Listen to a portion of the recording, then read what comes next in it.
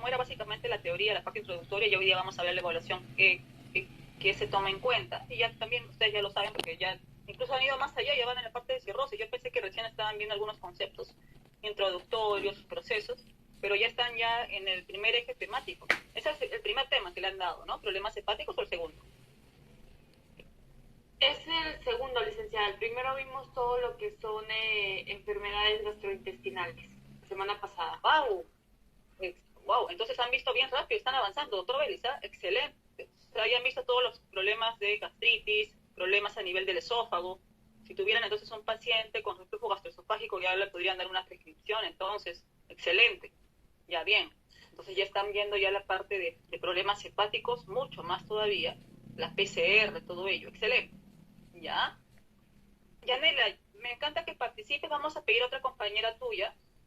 ¿Qué más han visto o qué más tendríamos que hacer? Ahí Yanela me dijo un screening, ¿no? Que es una prueba rápida de tamizaje en base a diferentes, diferentes puntos que tenemos que tomar en cuenta y al final aplicamos el criterio y podemos clasificar a estos pacientes si está sin riesgo nutricional o si no tiene algún tema de desnutrición leve o moderado o severa, ¿no es cierto? Ustedes han hecho eso seguro al recibir el caso clínico de tanto de pacientes con temas, con afecciones gástricas o gastrointestinales, y por otro lado el tema hepático. Excelente, estamos viendo bien, entonces voy a ser más rápido el tema teórico. ¿Qué más? Luego de que hago el screening, ya tengo a mi paciente que sí tiene algún grado de desnutrición y voy a empezarle a dar el tema de ya evaluarlo de manera más, hacer el cálculo de requerimiento, ¿no es cierto?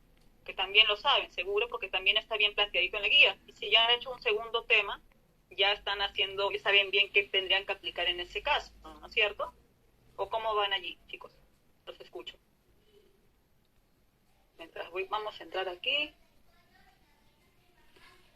Entonces, en lo que estamos trabajando, licenciada, es primero la valoración subjetiva y luego la objetiva, ¿no? Y con eso ya más o menos tenemos un diagnóstico de acuerdo a la patología del paciente, ¿no?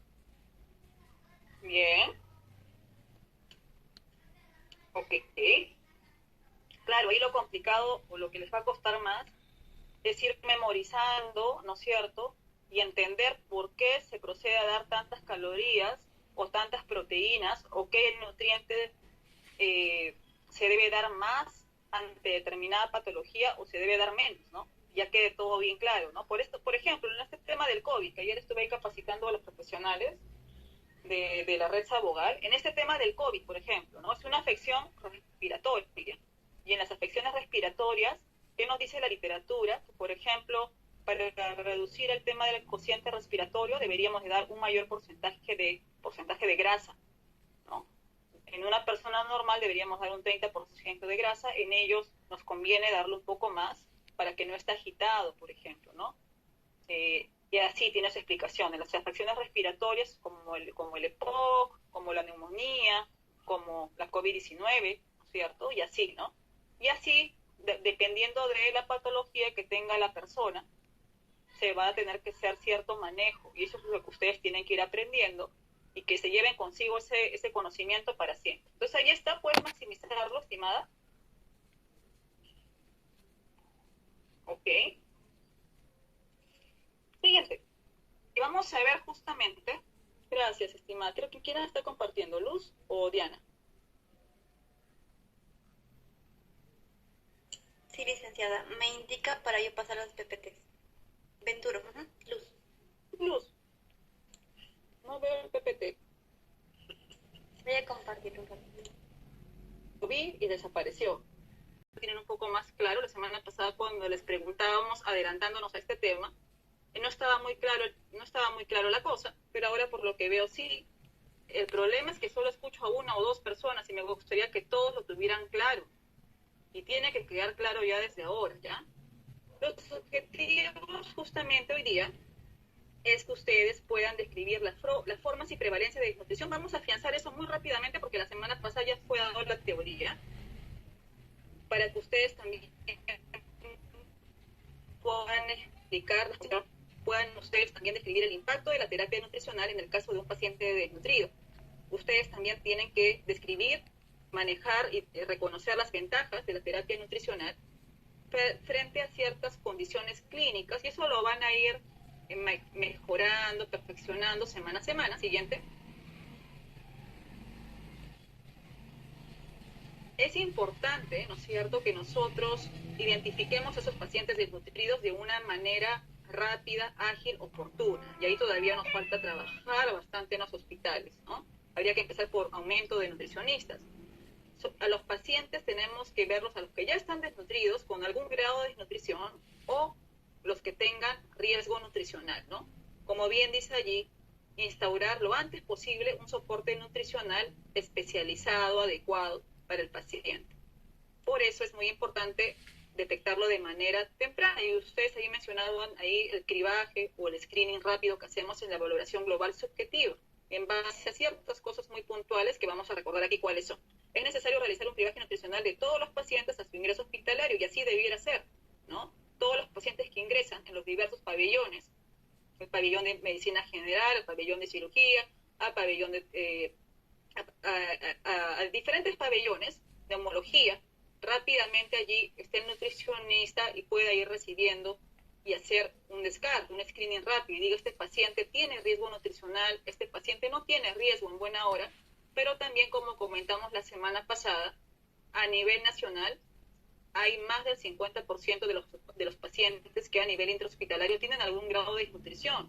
Incluso Cayetano, cuando hicieron un estudio antes de pandemia, mostraba que era más del 70%. Entonces es muchísimo el tema de pacientes desnutridos, y por ende pacientes que tenemos que manejar nosotros de manera rápida, ágil y oportuna. Siguiente.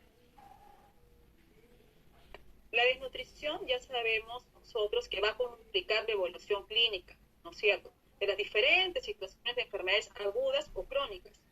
¿Qué es una enfermedad aguda y qué es una enfermedad crónica?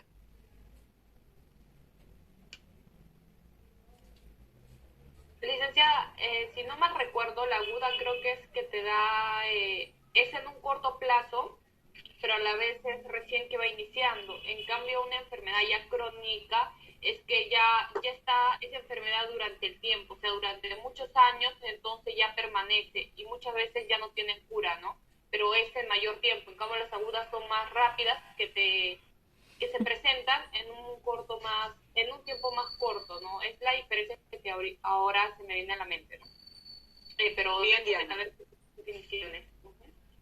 Ok, Diana. Y eso ustedes lo saben porque desde que ustedes entran a la carrera, o al menos en los primeros ciclos, hacemos el tema de desnutrición aguda y desnutrición crónica. Yo no les voy a preguntar porque ustedes dominan qué significa cada una de las cosas. Desnutrición aguda se va a afectar el tema del peso, y desnutrición crónica porque ya permanece más tiempo la persona. Obviamente ya se va a afectar el tema de la estatura, ¿no es cierto? Y tiene más daños colaterales, por supuesto. Ahora, cuando hablamos de enfermedades, ¿qué sería el COVID? ¿Una enfermedad aguda o una enfermedad crónica? Aguda. Aguda. ¿Por qué? Tiene que ver con el tiempo de duración, ¿no? Pero también nos estamos olvidando algo, del tema de los síntomas. Y eso todavía no me lo ha mencionado. Diana ha enfatizado en el tema del tiempo, está bien, y lo mencionamos ahí también en la clase pasada. Pero el tema de los síntomas, ¿cómo son? ¿Hay diferencia o no hay diferencia? En las enfermedades agudas y en las enfermedades crónicas. Y su nombre lo dice justamente, ¿no? Y ahí bien me lo ha dicho su compañera, ¿no? Como es la enfermedad aguda, es la que se va a manifestar de un momento a otro, va a tener un corto tiempo, obviamente, y también los síntomas son muy agudos, ¿no? Y ellos están llegando a entender, voy a poner el ejemplo de lo que han llevado ya la semana pasada de temas gástricos, ¿no? Hay pacientes que vienen con una gastritis y el médico coloca ahí gastritis aguda y gastritis crónica. La gastritis aguda, los pacientes están con unos síntomas, con todos los síntomas de molestia, con esos malestares, que no toleran la comida, dolor a nivel epigástrico, es una gastritis aguda, y el tema crónico muchas veces lo tienen ya un buen tiempo, pero pueden o no hacer síntomas, ¿cierto? Entonces tiene que ver con el tiempo de duración, pero también los síntomas van a ser variables. En el tema agudo sí, por supuesto que van a haber los síntomas, y en gran medida también, ¿no? Y ahí, como bien dice, ¿no?, en situaciones de enfermedades agudas y crónicas. pueden condicionar también efectos secundarios en los tratamientos establecidos, incluyendo cirugía, quimioterapia, radioterapia, etc. Aumenta las cifras de mortalidad, ingresos hospitalarios y duración de la estancia. Y eso tiene que verse como una inversión por parte del Estado, ¿no? Qué bueno sería que se contrate más nutricionistas. Entonces ya un nutricionista haya por 30, 40 pacientes hospitalizados. Y todos los nutricionistas todos los pacientes podrían pasar por un nutricionista. Y qué bueno sería, ¿no? Estarían menos tiempo en los hospitales, menos costos para el hospital, el paciente se recuperaría más rápido, si fuera posoperado cicatrizaría más rápido las heridas, no hubiera el tema de la translocación bacteriana, etc. Todo sería beneficio. Y justo acá tiene su explicación, ¿no? El problema es que no todos pasan por un nutricionista, urgen nutricionistas en hospitales, no se dan abasto ante tanta demanda, de tanto ingreso de pacientes, ¿no? Por otro lado, esta desnutrición relacionada con la enfermedad se produce, entre otras cosas, por déficit de nutrientes, por ingesta inadecuada, pueden ser por varias cosas, ya hemos dicho que puede ser déficit de macro y micronutrientes, ¿cierto? A veces es porque una persona no ha consumido las calorías requeridas durante mucho tiempo y va a tener cierto tipo de desnutrición, o de repente sí consumía las calorías requeridas. Yo como Ana Maguiña, supongamos, requiero 2.000 calorías, estoy consumiendo mis 2.000 calorías todos los días, pero mi proteína, que requiero 60 gramos, solo estoy llegando a 20 gramitos. Y eso, entonces va a haber un tema de deficiencia proteica, una desnutrición por origen proteico, ¿no es cierto? Y lo voy a poder evidenciar en el tema de mi composición corporal, que la parte bioquímica, en mis proteínas totales, en mi albúmina, y aparte de otras cosas. Es muy probable que si no consumo lo que requiero de proteínas, se va a ver también en la parte de signos clínicos, pero también se va a evidenciar en el tema de mi hierro, de mi hemoglobina, o del tema de ver el tema de mis linfocitos también, ¿no?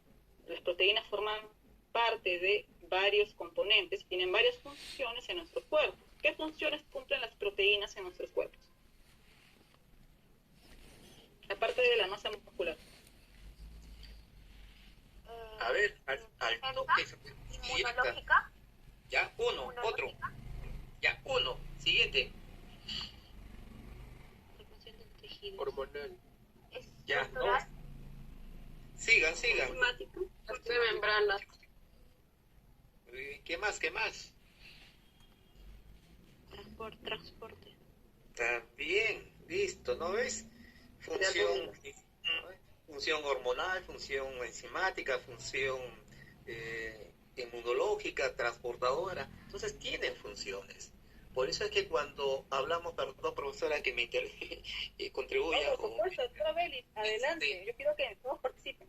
Claro, cuando diga la función de la proteína, esta lluvia de aporte de ustedes contribuya para entender la importancia que tiene la proteína. Cuando hablamos de las deficiencias que tiene proteína, ¿qué más abarca? Si dice enzimática, ¿por qué tiene que ser enzimática? Si es hormonal, ¿qué pasa con esto de hormonal? Entonces uno relaciona toda esta situación y ahí ve los efectos en esto de la desnutrición. Entonces, más adelante en el ejercicio de su carrera, usted no va a buscar haber memorizado los conocimientos, más bien va a ganar bastante con relacionar el conocimiento en relación a los problemas patológicos de cada paciente. Entonces ahí uno encuentra ya las explicaciones de por qué cada persona es un mundo con sus propias patologías. Ya lo acabo de decir la profesora, si ella como Ana Maguiña necesita 2.000 calorías, pero come menos y le da un porcentaje menor a sus necesidades de proteína, esa capacidad mínima de proteína, ¿qué disloque le creó o le crearía? Y ahí le sale todo. ¿Para qué sirve? Pues hasta anemia va a tener. Así es. Sí, pero menos mal no pasa eso. Exacto, pero menos mal ya lo almorcé, doctor Belli, felizmente. Hoy día sí, no mentira, siempre tenemos que respetar nuestros horarios. Exacto. Gracias, doctor Belli, por la acotación. Y de hecho también decirles que cuando recibimos un paciente, La idea es que, aparte de despertar el criterio de ustedes, porque van a ser nutricionistas, y eso aparte va a ser la diferencia de que sea un nutricionista que actúe de manera rápida, oportuna y tenga un buen criterio, y eso con la experiencia van a irlo ganando.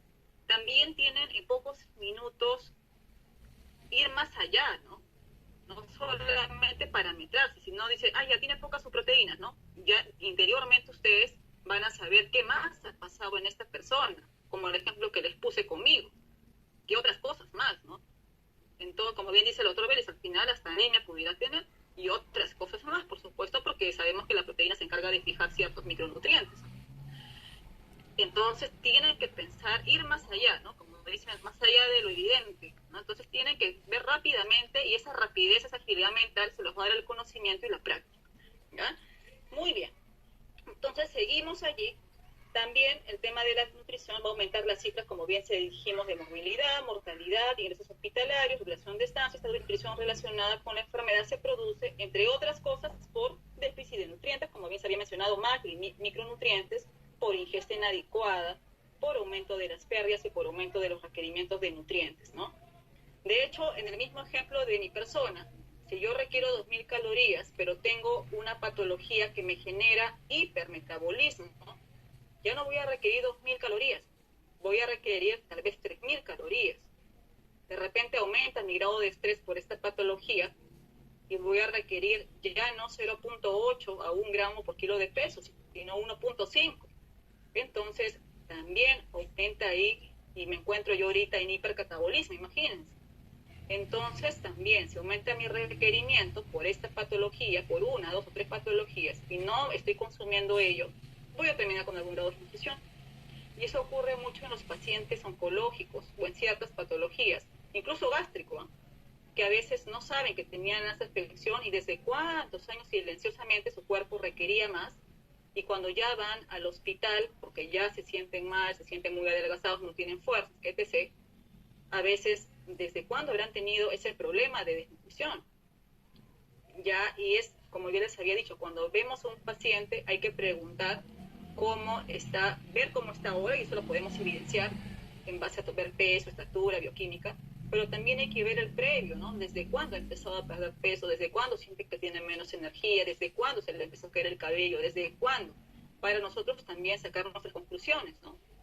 Y si está en la historia que hace un año tenía muy buen peso, 60 kilos, para 1,64 m, 65, supongámosles ahí, y ahora más bien está con 45 kilos, comiendo lo mismo en teoría, algo está pasando en su cuerpo. Entonces rápidamente tienen que ustedes esta agilidad siempre, ¿no? Por eso que nosotros vamos a ir preguntando cosas, ¿no? Qué aburrido sería que yo sola hable, ya terminó la clase, chicos, ok, le doy el caso, nos vemos. No, de hecho que eso yo no quiero que mis alumnos estén allí pensando, ¿no? Y rápidamente se vaya trabajando este tema de la parte crítica de ustedes. Te vamos a continuar, estimado, lo siguiente. Hay diversos parámetros nosotros que tenemos que tener en cuenta, ya estuvimos comentando, ¿no es cierto?, el tema antropométrico, el tema bioquímico también. Aquí hemos puesto algunos, ¿no es cierto? Y ahorita también quisiera saber si todos los conocen. De hecho, el índice de masa corporal lo sabemos desde hace bastantes ciclos ustedes, yo desde hace varios años, ¿no es cierto? Y de hecho vamos a tener que tener en cuenta cómo está su índice de masa corporal y también el porcentaje de pérdida de peso. Ahorita vamos a puntualizar más cuando presentemos ciertas herramientas que empleamos. Los pliegues también nos ayudan muchísimo, ¿no? Y eso ustedes en nutriterapia se hace en realidad cuando uno va y se le asignan unos casos clínicos. La idea es que hagan ese toma de pliegues, y también al principio lo van a hacer con mucho temor, sujetar el bracito del paciente, pero ya luego ya ustedes mismos son. Pero al principio todo cuesta, ¿no? Ahora estamos haciéndolo por tema teórico nada más, pero podrían ensayar también con sus familiares. Luego de ello, la parte bioquímica, la albúmina, los rangos normales están ahí muy bien, ustedes lo pueden visualizar al igual que yo. Proteínas totales también saben, por ejemplo, y eso va a depender, ¿no? Va a depender también de la patología que tengamos del paciente, pero hay cosas que sí o sí tenemos que manejar, ¿no? O sea, el tema de nutrición proteica podemos evidenciarlo, como les dije hace un momento, en pliegues, pero también podemos verlo, reserva proteica, ¿no es cierto?, en pliegues, pero también podemos evidenciarlo con proteína, con albúmina, con transferrina, por ejemplo, prealbúmina, también, ¿no? El tema del sistema inmune que ustedes mencionaron, también ahí podemos ver el tema en el hemograma, ver el tema de los linfocitos. Ante algunas patologías pudieran pedir incluso el tema de perfil lipídico, etc., pues, ¿no? La PCR no está, por ejemplo, y seguro les van a ir explicando eso cuando vean otros ejes temáticos en dietoterapia, y acá también. Ustedes han escuchado de ese valor bioquímico de la prueba del PCR, que es un examen bioquímico que nos arroja un rango, y que en algunos casos es una respuesta, cuando es mucho la respuesta inflamatoria de las personas, el valor bioquímico va a estar aumentado. PCR, aquí no está.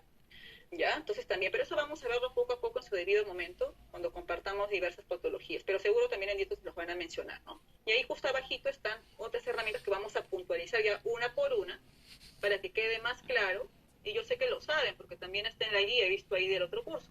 Siguiente.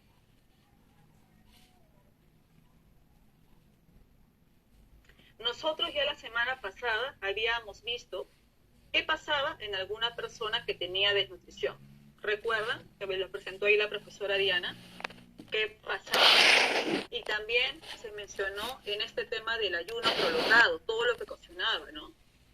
A nivel intestinal, ¿qué ocurre con nuestras microvellosidades? Se atrofian.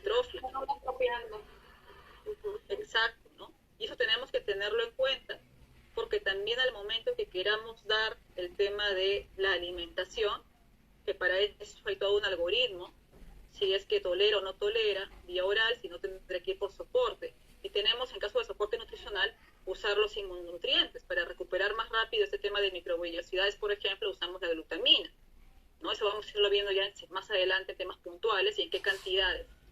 Y justo nos va a ayudar a recuperar ello, para que esas microvellosidades, ¿qué funciones tienen? ¿Qué funciones tienen? Absorción y digestión también. Exactamente, ¿no? Y en estos pacientes que están con esta cartelito de NPO por mucho tiempo, también allí se va a ver este tema de pérdida de las microvellosidades, atrofia, en todo caso, y tenemos que restablecerlo para que vayan absorbiendo bien sus nutrientes de lo poco o mucho que vienen ingiriendo, ¿no? Así es, muy bien. Y de hecho, como bien dice aquí, van a haber diferencias entre el ayuno sin estrés o con estrés. Y no hablo del estrés que todos tenemos del modo pandemia, sino del estrés propio de las patologías generadas, ¿no? Que también la semana pasada se comentó algo de ello de manera un poco rápida, para mí particularmente, pero yo creo que han podido revisar ahí la presentación y de repente ha quedado todo un poco más claro. Y va a depender, ¿no? Va a depender mucho también de, como bien dice acá, ¿no? En caso de estrés, ¿no es cierto? Va a haber un tema, si una persona, por ejemplo, tiene un traumatismo encefalocraneano, ¿cuál sería la respuesta allí del cuerpo? La tasa metabólica más alta. Ok, muy bien. El combustible corporal, bueno, se ve depletado. Y al igual que las proteínas. El nitrógeno en orina aumentado y la pérdida de peso rápida. Exactamente, ¿no es cierto? Porque el cuerpo responde rápidamente, y en esta clase de traumatismo encefalocraneano es de un momento a otro que pueden pasar algunas cosas. Supongamos que una persona tiene un trauma a nivel del encéfalo. ¿Qué pasaría? Obviamente es una respuesta. Habría que ver ahí cómo está, como bien lo mencionó su compañera, esto lo clasificaríamos en la segunda parte, ¿no es cierto? Luz, comentaste, ¿no? ¿Con quién comentó ello? Oviedo. Perdón, Oviedo. Muy bien, ¿no es cierto? Y va a depender, y hay que saber distinguir también, ¿no? Hay que saber distinguirlo ahí bastante bien. Si hay estrés o no hay estrés, y si fue de un momento a otro, o de una manera inesperada, en donde el cuerpo rápidamente reacciona. Y lo bueno es que si esta persona ha tenido un buen estado nutricional previo, va a poder también ahí si ha tenido su reserva energética, su reserva proteica, va a poder defenderse ante gran grado de estrés. Si no lo ha tenido, lamentablemente va a tener más puntos en contra, ¿no? Y por eso siempre hay que ver el previo del paciente. Siguiente. Por eso ustedes saben que también hay patologías que consumen tanto la persona que a veces se tiene mal pronóstico, aparte si es una severidad mayor, grado 3 o 4 de la afección, o muy tarde ha llegado ya al tema del tratamiento o al hospital. De hecho, a veces se dice que tiene mal pronóstico, ¿no? Más si tiene un estado nutricional previo muy malo, de hecho es mal pronóstico.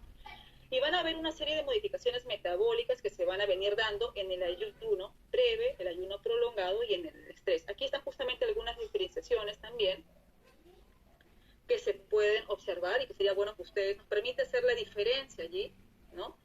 Y de hecho, cuando una persona tiene algún grado de estrés mayor, también se va a ver representado en el tema de la glucosa. Estos pacientes con COVID, que de un momento a otro llegaban a UCI, sus cuerpos se descompensaban y la glicemia está súper alterada. No es porque tenga diabetes el paciente, ¿eh? Es una respuesta del cuerpo que hace, ¿no es cierto? Y los médicos lo saben bien, rápidamente tienen que compensar al paciente en estado crítico, y lo que se va a hacer también es no superar los 5 gramos por kilogramos de peso al día del paciente para el tema del manejo nutricional en ese aspecto y cosas así, ¿no? Y por eso tienen que saber distinguir allí ante determinada situación cómo proceder, ¿no? Esto nos permite, y esto poquito a poquito lo vamos a ir viendo semana a semana, cómo ocurre el cuerpo, qué ocurre, y vimos en la semana pasada, siguiente, en la semana pasada ahí justamente se vio, ¿no? Y en la semana que veamos el tema del paciente crítico, vamos a ver también allí, entender el tema del hipercatabolismo, el hipermetabolismo, lo que ocasiona a nivel hormonal, y cómo responde la insulina, el glucagón, etc., y se resume en el cuadrito que acabo de pasar, ¿no? Y la profesora lo explicó ayer rápidamente también un poco. Y hay diversas etapas en la respuesta metabólica al trauma, por eso que en la primera fase, o fase de shock, la idea es primero estabilizar al paciente, luego de ello ya viene la fase catabólica, ¿no es cierto?, hipermetabolismo, hipercatabolismo, y ya luego viene la fase anabólica, ¿no?, la fase de recuperación. Siguiente, ya entrando propiamente, y bueno, allí nosotros tenemos diferentes guías de la Sociedad Europea, a nivel de las guías del ESPEN o el ASPEN, americana o europea, y también por otro lado, también tenemos otras referencias que valen la pena mencionar, ¿no? Que cuando veamos allí en la parte de paciente crítico voy a puntualizar más, en este caso todavía no voy a, sino los voy a empezar a confundir. Y bueno, las guías ESPEN y ASPEN que ya se mencionó la semana pasada, ¿no? Que cuando veamos el paciente crítico, vamos a poder puntualizar también cómo es el manejo. Los primeros días se da poquitas calorías por kilo, determinadas proteínas, y ya luego se va progresando, ¿no? Hasta que el paciente ya está de alta en teoría. Siguiente, lo vamos a dejar ahí solamente. La detección del estado nutricional precoz a través de la evaluación global subjetiva o utilizando herramientas adecuadas para este grupo de pacientes permite un manejo nutricional oportuno, y en muchos de los casos va a determinar el éxito en la recuperación del paciente, ¿no? Y así van a estar los pacientes. Ese paciente, por ejemplo, está sometido a un soporte nutricional, y en realidad en UCI, cuando ustedes visiten los UCI de los hospitales o de las clínicas, así está el paciente, ¿no? Estamos siendo monitoreado por diversos equipos y también está siendo nutrido con el soporte nutricional. Dependiendo a su condición clínica, va a ser el abordaje, por qué vía se ha optado, enteral o parenteral, y es así, ¿no es cierto? Siguiente. Las guías ESPEN, ustedes de repente ya las conocen, han escuchado antes de ello, la semana pasada se les mencionó. ¿Han escuchado de ello? Sí, profesora. ¿Solo uno? ¿Solo una persona ha escuchado? Sí, también, profesora. Sí, licenciada, sí, lo hemos escuchado. Ay, qué bueno, ya, ok. ¿Y qué significa ESPEN? Ahí se ve, ¿no? Sí se ve. ¿Qué significa ESPEN, Yaspen? Lo contrario a Aspen, va a decir. Ya, chicos, pues, ¿qué significa ESPEN, Yaspen? Ahí está. Sociedad Europea Están googleando. Sociedad Europea de Nutrición Clínica y Metabolismo, licenciada. No, muy bien, están ahí practicando su inglés. Exacto, y tenemos dos entes referenciales aquí, y esta sociedad es tanto la europea como la única diferencia que esta es la europea y el Aspen es la americana. Nos van a estar actualizando siempre en base a mucha evidencia científica, porque vienen haciendo, ellos dirigen estudios también grandes, incluso en contexto pandemia, ellos también nos dieron guías, no apenas se dio el COVID, porque era una enfermedad, la COVID-19 nuevo, pero después de algunos meses y de haber hecho evidencia y llegado a consensos, dieron también determinadas sugerencias en cómo debía manejarse las calorías en los primeros 3 días, de que el paciente ingresa, por ejemplo, a UCI, del cuarto al día 7 y del día 8 en adelante. Eso vamos a verlo, igual se los voy a compartir en la presentación de crítico cuando veamos, y cosas así, ¿no? Y siempre nos está dando los profesionales esta herramienta, ¿no? En base a consensos, y hay que revisar. Exacto, como bien lo dijo su compañera, la Sociedad Europea de Nutrición Clínica y Metabolismo, ¿no es cierto? Y acá también, anteriormente habían cursos, ahora el ASPETEM viene acá a hacer, también es una sociedad que hace cursos también, ¿no? En terapia nutricional parenteral. Bueno, ¿y qué nos dice justamente este comité de expertos de la ESPE? ¿Qué nos dice? Propone justamente que la nutrición viene desarrollada por 3 causas, nos dice, ¿no? Disminución de la ingesta, una persona que va comiendo menos, y no porque no quiera, sino que hay algo de trasfondo que le impide, que está inhibiendo, ¿no? Es una respuesta también del cuerpo.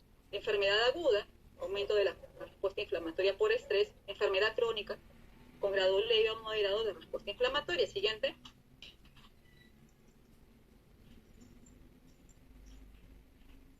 De hecho, hay pasos críticos para implementar justamente todo un proceso estructurado de cuidado nutricional en los diferentes establecimientos de salud. Y la idea es que nosotros apliquemos siempre el tema del cribado, que lo mencioné y lo vamos a recordar aquí, el cribado rutinario, para identificar qué pacientes tienen algún grado de riesgo de malnutrición, establecer un plan de cuidado nutricional, el monitoreo adecuado. La implementación de este plan debe ser muy viable en un contexto de calidad y acreditación siempre. Siguiente. Y cada hospital tiene, ¿no? Y de hecho la semana pasada también se compartió. Todos los hospitales tienen un área, tienen un equipo de nutricionistas y hay una jefatura allí, ¿no? Y ahí también los nutricionistas determinan y tienen su protocolo de atención y determinan qué herramientas también van a usar. Exactamente, y eso lo tienen los hospitales bien instaurados. Ustedes apenas decidan postular de repente alguna convocatoria en un hospital, que hay bastantes convocatorias siempre, entonces van a formar parte de un equipo de nutricionistas de determinado hospital, por ejemplo, el Hipólito Unanue, y tendrían allí que formarse con la jefa y qué están manejando ellos, ¿no? Generalmente ya tienen todo muy ordenado, los formatos para la evaluación global subjetiva, ya tienen todo instaurado, ¿no? Lo que hace falta ahorita es el tema de instaurar la historia nutricional dentro de todas las historias de los hospitales. Ahí eso debería de estar ahí anexado, ¿no? Eso todavía está pendiente. Y ahí, como vemos, los métodos recomendados justamente es detectar el riesgo nutricional. Ustedes ya los conocen, ¿no es cierto? El NRS, me han mencionado hoy día la valoración global subjetiva, me dijeron el cribado, yo me imagino que han dicho eso justamente, ¿no? Es el screening que se hace. Y por otro lado, la población geriátrica sí tiene ahí uno más especializado para ellos, ¿no? Exacto. Siguiente. Yo lo he visto que está bastante bien en su guía también. Seguro ya si les han dado ahí la guía en eterapia, estoy segura que también han empezado a hacer la semana del manejo de la guía punto por punto, ¿no es cierto? Y ya saben todos los puntos. Entonces hoy día va a ser mucho más sencillo. En la elección del método cribado vamos a tener que tener en cuenta que sea fácil de aplicar, que sea fácil de comprender. Lo bueno es que lo hacemos los nutricionistas solamente, entonces va a ser muy sencillo.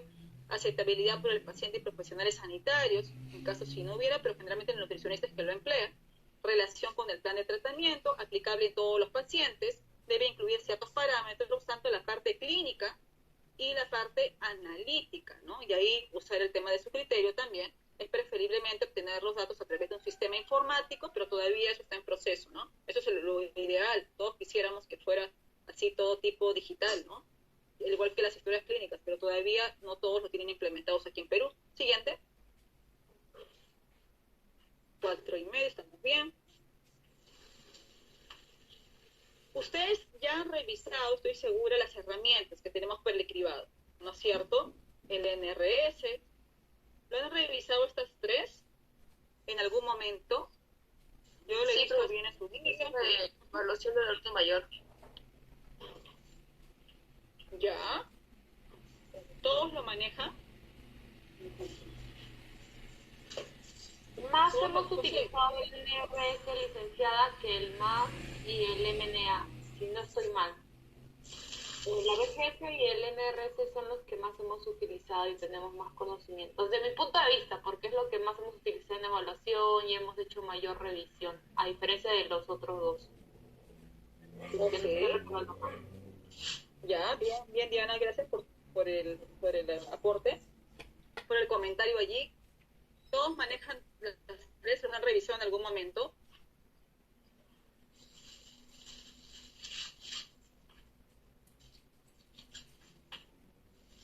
Todos lo han revisado, solamente Diana nomás me comenta. ¿Quién más? Sí, licenciada. En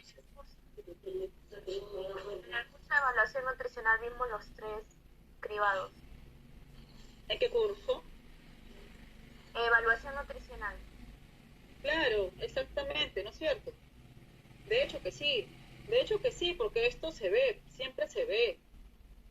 Ok, qué bueno que lo recuerdes. Muy bien, ya. ¿Y los demás se acuerdan?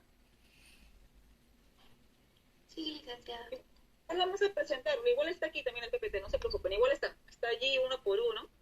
Pero de hecho que esto es algo que ya se ha llevado en otro momento y ahora se está puntualizando porque es justamente nos va a permitir también, o lo ideal es que en algún momento ustedes vayan a los hospitales y lo apliquen y ya luego de hecho prioricen y digan voy a empezar con los pacientes. Lo ideal sería que dieran a todos, ¿no? Un plan más específico a todos, pero por tema de tiempo no se va a poder y tendrían que aplicar entonces o empezar a diseñar o priorizar sus pacientes con algún grado de nutrición y ya luego los que presentan riesgo de desnutrición, ¿no es cierto? Exacto. Bien, vamos a seguir allí, creo que está uno por uno.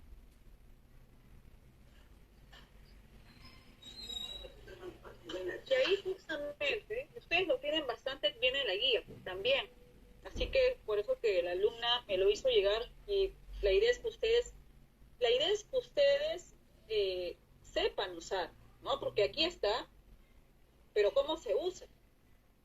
Y a mí me encantaría a todos, uno por uno, 5 minutos o 10 minutos a cada uno y ver si lo sabe usar, ponerle un caso clínico a cada uno y saber qué obtiene y qué significa lo que obtiene del paciente, ¿no? ¿Cómo lo clasifica?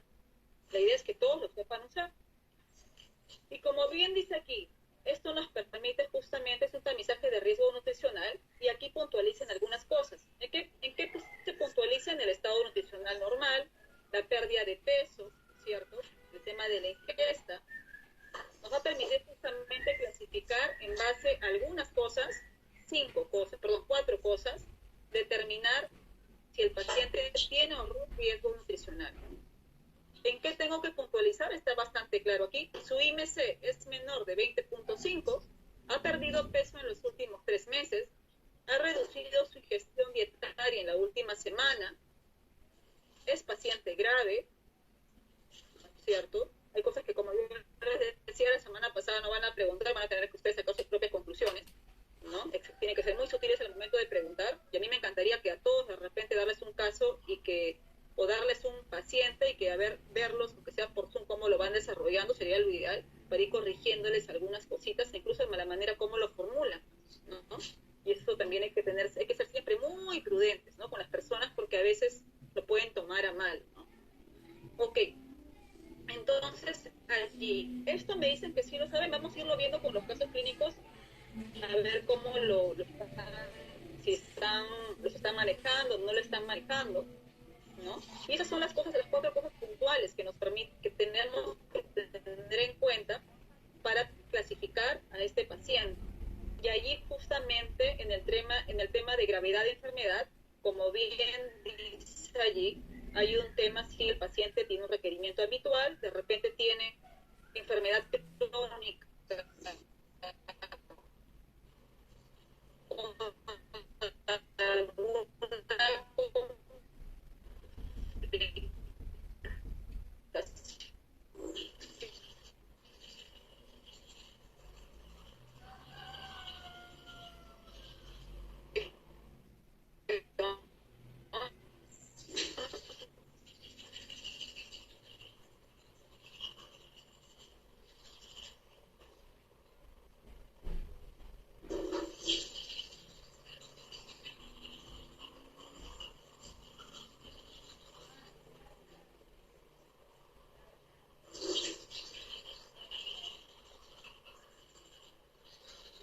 hablaríamos de las 3 personas. Vamos a ver aquí. Diego Minaya, 1.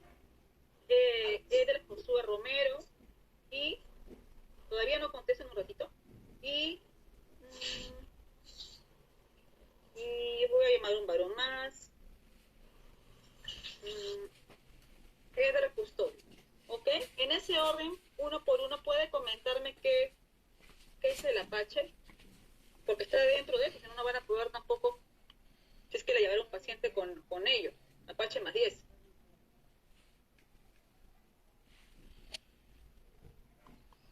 Ya bueno, en mi caso, bueno, soy el 2, pero bueno, yo sé que el Apache se utiliza para determinar la gravedad de pancreatitis. Ok.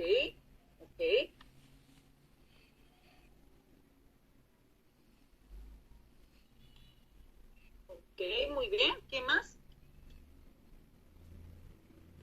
Licenciada, la verdad Sí. desconozco sobre Apache. Ya. Ok.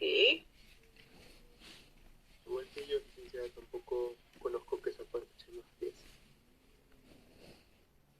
Ya. ¿Ustedes han llevado avances en nutrición? ¿Están llevando? Van a llevar, ¿no? Van a llevar. Vamos a llevar recién. Sí, todavía no llevamos. Ya, ok. Y también seguro hay una semana, y ahí sí su compañero lo dijo bien, cuando un paciente ingresa a la UCI, usamos ciertos scores, que puede ser Apache, puede ser SOFA, y el Apache es bien usado, y nos permite saber el tema de la severidad y también dar un pronóstico al paciente. Y en base a ciertas cosas, que lo vamos a ver más adelante, se puede usar, claro, como bien lo dijo allí, pero se usa en UCI muchísimo esto, para saber allí cómo va el paciente, no el Apache, y apenas ingresa los médicos lo aplican. Pero tenemos que conocerlo también, ¿eh? Por supuesto, porque ustedes imagínense que dice ahí, ven lo que el médico ha colocado ahí, Apache tal, entonces, ¿qué es esto, no? Obviamente ya van a saberlo porque vamos a verlo justo en semanas. Tenemos semanas puntuales en algunas patologías que obviamente llegan para darle un soporte nutricional en UCI, en paciente crítico, incluso los vamos a mencionar. Vamos a ver qué puntos se toman en cuenta en este score. ¿Ya? Así que no se preocupen, pero ahí viene el comentario de su compañero, por ejemplo, ¿no es cierto? Estuvo bien. ¿Quién fue la persona que dijo? ¿Eder Custodio? ¿O quién fue? ¿Josué? Josué, creo que es por la voz. Sí. Josué, ¿no? Ya, ok. Sí. Ya, ok. Ya, bien, exacto. Ya está bien, chicos. Vamos a irlo viendo con calma, pero ahí justamente dice, ¿no? Si es que tiene Apache más 10, también va, obviamente que tiene mayor severidad, pues, ¿no? Yo creo que cuando les demos los casos clínicos vamos a poder entender bien, porque en la historia clínica siempre van a estar varios datos del paciente, ¿no? Siempre van a estar bastantes datos y la idea es que eso lo transformemos en decir si este paciente tiene riesgo o no. Por supuesto, ¿no? A veces vamos a encontrar poquitos datos del paciente y a veces vamos a encontrar bastantes datos del paciente. Lo bueno es que cuando vayamos a la UCI, en UCI siempre lo monitorean todos los días al paciente, porque la UCI es unidad de cuidados intensivos. Entonces ahí sí son pacientes que están en estado muy crítico. Ahí sí es todos los días la evolución de la historia clínica, ¿no? Y se manda exámenes bioquímicos muy continuamente, siempre van a tener ahí bastante información en la parte bioquímica, y eso nos ayuda muchísimo a nosotros, ¿no? En cambio, de repente los pacientes cuando están en el pabellón de medicina general o en tema de el área de traumatología, ahí, por ejemplo, un paciente con traumatología que ha ido de repente porque se ha fracturado, porque se ha roto de repente la pierna, supongamos, ya está en el pabellón de traumatología. Ahí no necesariamente, ahí las pruebas bioquímicas pueden mandarles al ingreso y a veces envían y de repente lo mandan después de una semana o más, ¿no es cierto? En cambio en la UCI no, en la UCI lo bueno es que tenemos allí todo bien, está muy monitorizado el paciente y se entiende porque está en estado crítico, ¿no? El médico tiene que saber todo, la ventilación, cómo va, varias cosas que se van monitorizando en el paciente. Así que eso ya se va a ver en su momento.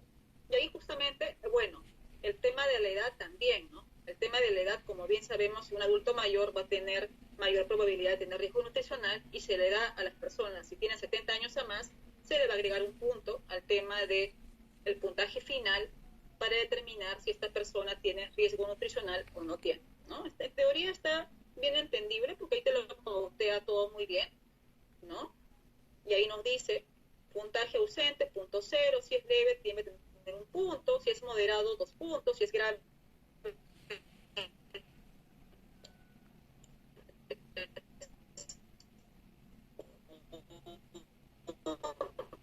pero si es de 3 más, el paciente tiene riesgo nutricional y debe iniciar apoyo nutricional, ¿ok? Si es menor a 3, se va a reevaluar a la semana y puede utilizarse en forma preventiva en caso de considerar riesgo deterioro. Ya, ok, y ahí está justamente, se entiende bastante bien allí, tendrían que aplicarlo, ¿no? Para que lo puedan entender un poquito mejor. Y cuando en el internado lo aplican 20 veces al día, entonces créanme que ya se lo van a poder entender bastante bien, ¿no? Ya pasar como en automático, deciden el paciente, rapidísimo, ¿no? Al principio van a tomar muchos minutos en hacerlo, y ya, obviamente con la gran cantidad de pacientes que tenemos en el internado, van a ver que lo van a hacer bastante ágil esto. Ok, siguiente. ¿Qué tenemos aquí? Otra herramienta que se usa, ¿no es cierto? Y que también me han comentado que... Sí, dígame, doctor Belis, adelante. Sí, antes que pase, porque no les quede a ellos, y en todo caso que algún curioso que haya navegado y haya buscado qué significaba Apache, porque Apache es la abreviatura de toda una terminología.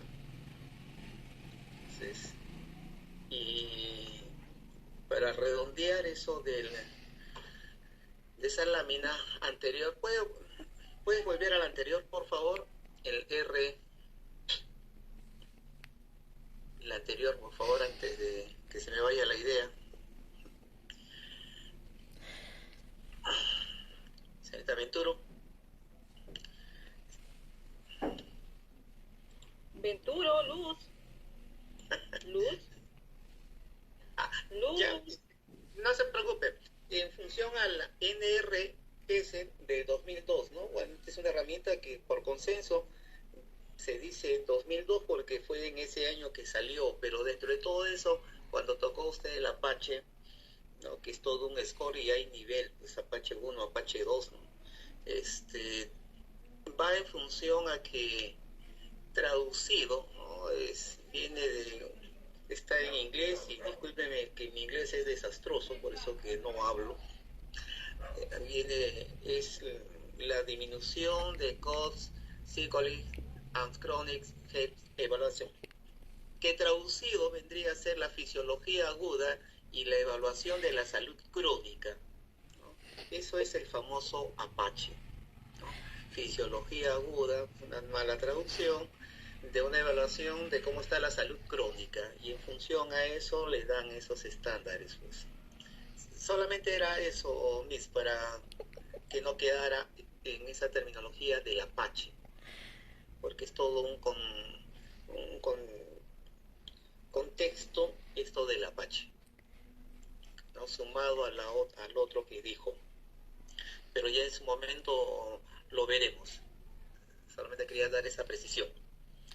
Siga nada más, por favor. Un segundito. Ahora sí, algo pasó con mi red. Ya se me fue un ratito. Ahora sí. Excelente, doctor Belli, gracias. Estaba buscando ahí mi red.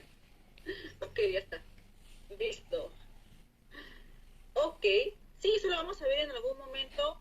Y claro, lo bueno es que ahora, imagínense, cuando nosotros nos preguntaban eso, estábamos en la clase, creo que ni celular había, no recuerdo, creo que ni celular había cuando yo era alumna, y ahí nos preguntaban, por ejemplo, los docentes, a ver qué es Apache, ¿no?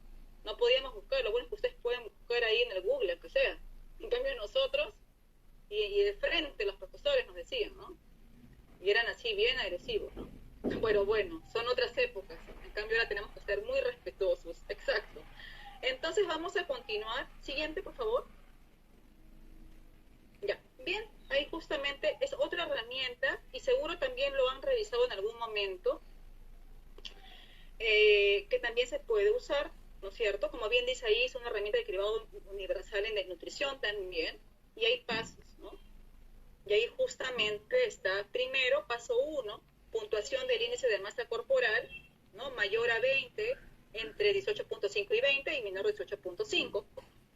Paso número 2, la puntuación de pérdida de peso, según el porcentaje en los 3 y últimos 6 meses, ¿no es cierto? Y van a tener que darle la puntuación. Y van a tener también ustedes que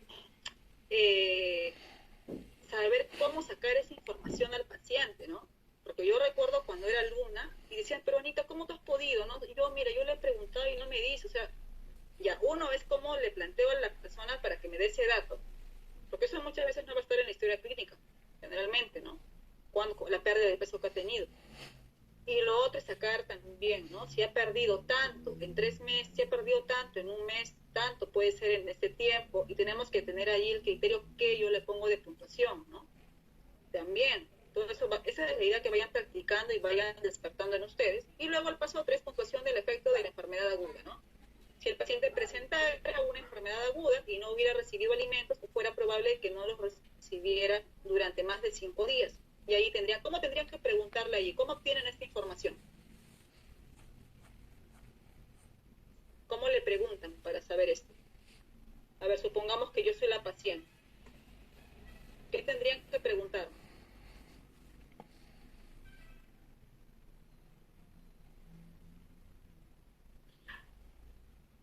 Peso usual, peso habitual y peso actual, algo así.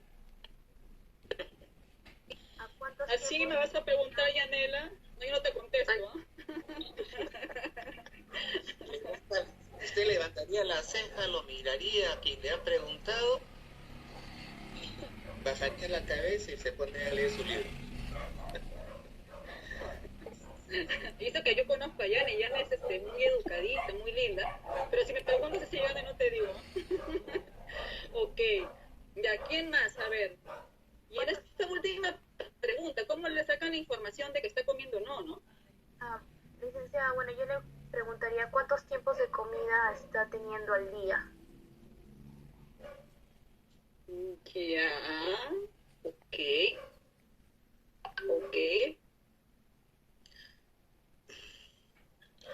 Estimado César, ¿cómo va con tu apetito? ¿Está comiendo normal? ¿Está tomando su desayuno, su almuerzo, su cena? No, desde hace algunos días yo estoy con bajo apetito, no tengo hambre. ¿Desde cuándo ha dejado de comer? ¿Desde cuándo tiene menos apetito, César? Desde tantos días. ¿Ok? Entonces hay que ver también si número de comidas podría ser, pero ahí tenemos que ver el tema del día si queremos. ¿Cómo yo saco esa información? Eso es lo que tenemos que hacer, que practicar, porque yo les puedo dar esto y les voy a dejar, y eso yo tendría que verlos en acción, ¿no? Y por supuesto que cuando eran presencial, uno iba con los alumnos y podía verlos en acción, muy temerosos, muy, no se imaginan, muy tímidos. Y al principio no sabían cómo sacar la información, y uno compartía ello, ¿no? O aprendíamos también aprendemos poco a poco, ¿no? Y eso es lo que quería que me dijeran. ¿Ya? Luego de ello el paso 4, riesgo global de desnutrición, ¿no es cierto? Que tendrían ya cómo clasificarlo allí, ¿cierto? Esta es la flechita, gracias, muy bien. Hasta ahí esa parte está entendida. El índice, fácil, no tienen ahí que preguntar mucho, en realidad ustedes van a poderlo evidenciar con el tema de datos, ¿no es cierto? Ahí sí, peso, estatura, índice de masa corporal. Puntuación de pérdida de peso, también van a tener que hacer preguntas.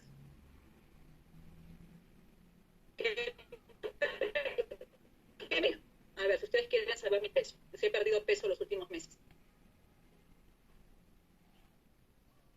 ¿cómo me dirían?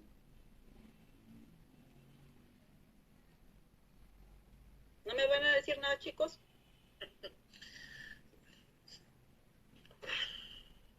La ven bien, dice, está regia, está con su peso regio. No me están viendo, estoy con la cámara apagada. Como ya han sido sus alumnos, entonces la recuerdan, la ubican, dicen, no, la Miss tiene un peso light.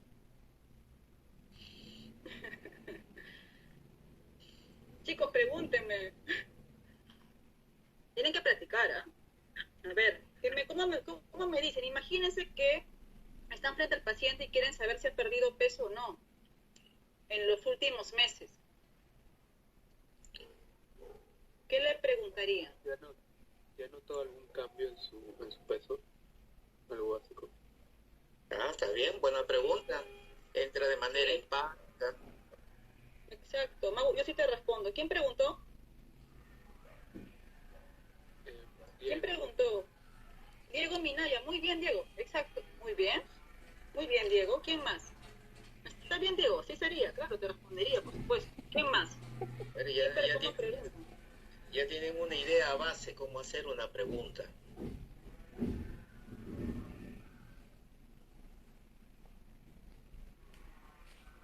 ¿Alguna